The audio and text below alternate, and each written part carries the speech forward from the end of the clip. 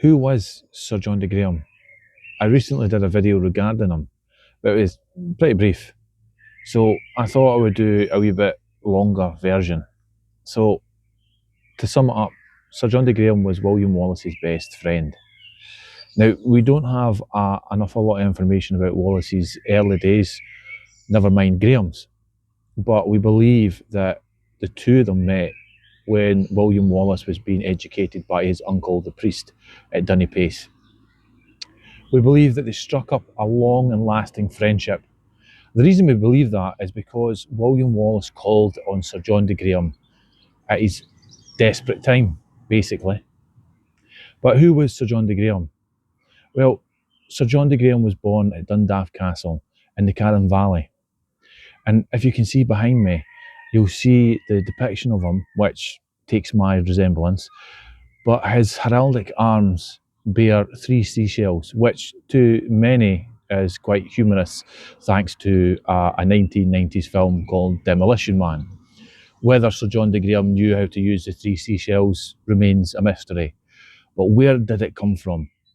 Well, to sum it up, Sir John de Graham, and we believe 2 of his brothers, took the pilgrimage to Santiago de Compostela in northern Spain, to the shrine of St James the Greater.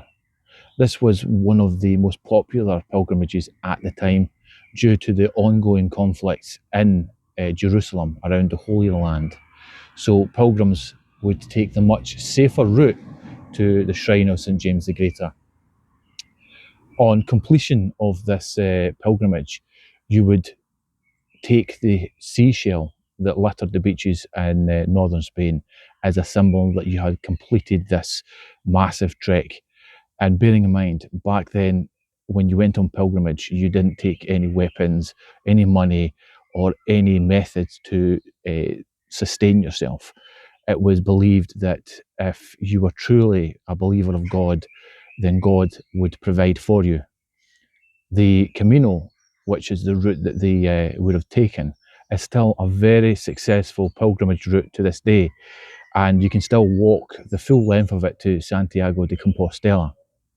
This is where Sir John de Graham took his heraldic arms from, and he would bear it on the battlefield at Stirling Bridge and Falkirk.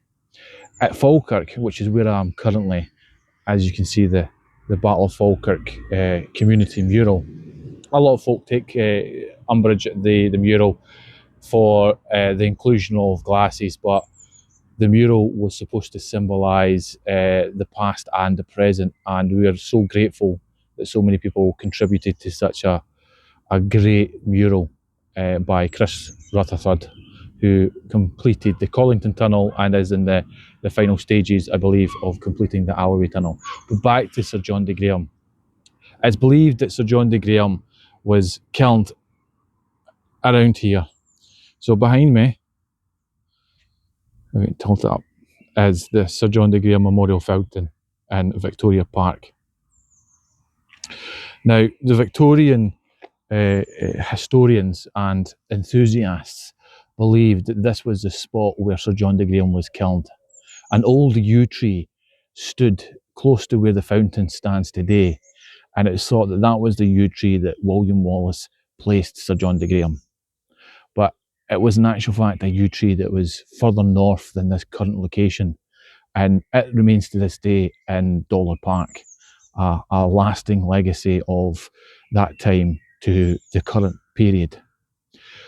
William Wallace relied heavily on Sir John de Graham. He was his right-hand man. He was the one that he would go to seek advice, whether he was doing the right thing. And when Sir John de Graham was killed at Falkirk, it came as a heavy blow, and one I feel personally impacted Wallace's decision to resign as Guardian of Scotland. Personally, I think in 1305, had John de Graham survived Falkirk, he would never have allowed Wallace to have been captured. It just wasn't in Graham's DNA to allow. So that's a little bit more information about Sir John de Graham, who he was and the kind of man he was, and his association with Scotland's national hero. And I hope you've enjoyed this little video and the area in which has been restored to memorialise Sir John de Graham. If you have any comments or questions you have about Sir John de Graham or William Wallace, or the Battle of Falkirk in general, just drop us a wee comment and we'll see if we can answer them. Thanks.